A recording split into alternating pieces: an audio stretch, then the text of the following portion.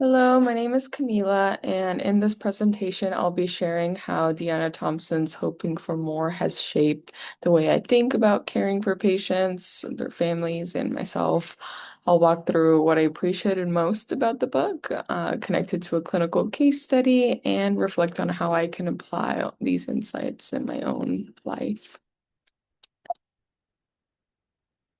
What I appreciate most about Deanna Thompson's Hoping for More is her honesty about suffering and faith.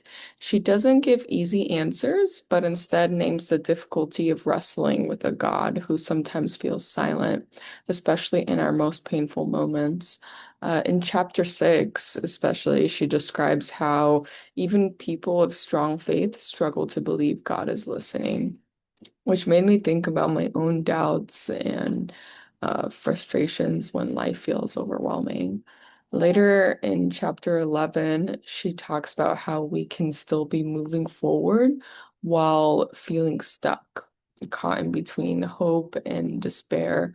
I connected deeply with that because it kind of shows my own journey in nursing school. I can just connect it to my journey, where life keeps moving forward for other people around me while I wrestle with uncertainty and isolation.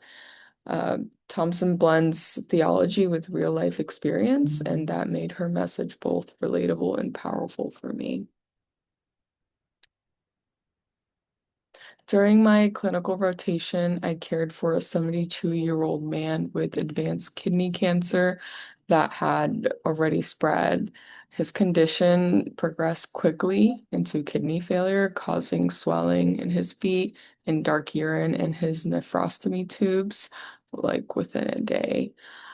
He was too frail and underweight to qualify for a kidney transplant, unfortunately, but he still held on tightly to the hope that he would recover. This hope, with his suffering, also made him a bit defensive during our care. He was even rude toward nursing staff. His family, however, understood his decline and agreed with the healthcare team that comfort care would provide him the most dignity and quality of life in this moment. This case really challenged me to think about compassion and how to balance truth with hope. Um, in this case, there were three main groups I had to consider. First was the patient himself, who was physically declining, but emotionally still fighting for survival. Second was his family, who carried their own grief, but they were ready to focus on quality of life. Lastly, the healthcare team, including my preceptor and me, we both had the responsibility of offering compassionate and consistent care, regardless of the patient's resistance or frustration. Each group had different needs, but everyone required compassion, dignity, and presence.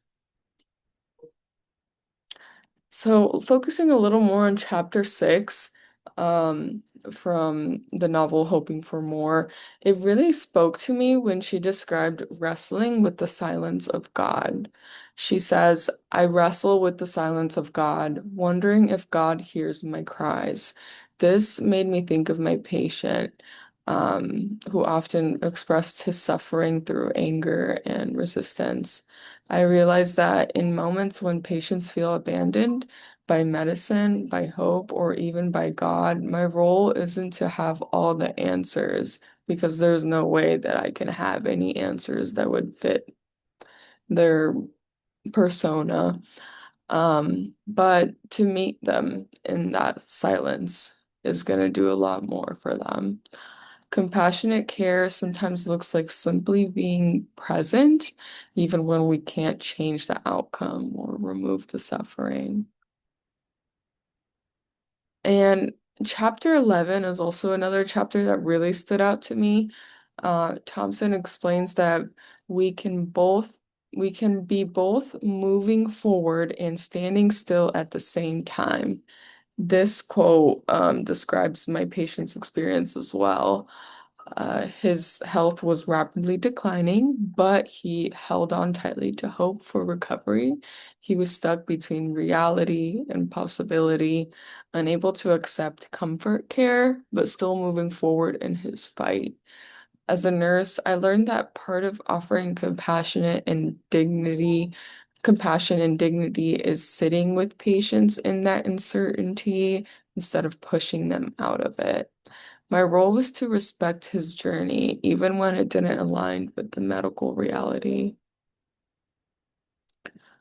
Um, Now, looking into applying this to clinical practice, to me, it means meeting patients in their suffering with compassion, dignity, and care. For this patient specifically, compassion looked like responding to his rudeness with patience, knowing it came from fear and pain.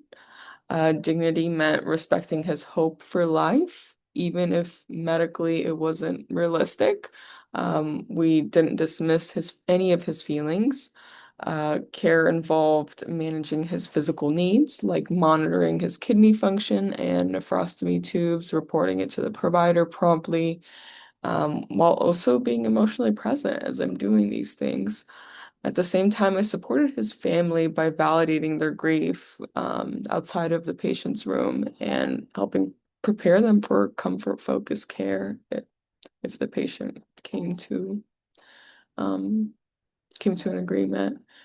In my own life, a personal application of insights, Thompson's words also gave me strength. As a nursing student, I often feel overwhelmed by uncertainty and like everyone else is moving forward while I'm stuck in my own struggles. Her reminder that we can move forward while standing still shows me that my journey is valid, even if it doesn't look like it to others, or even if it doesn't look like other people's journeys.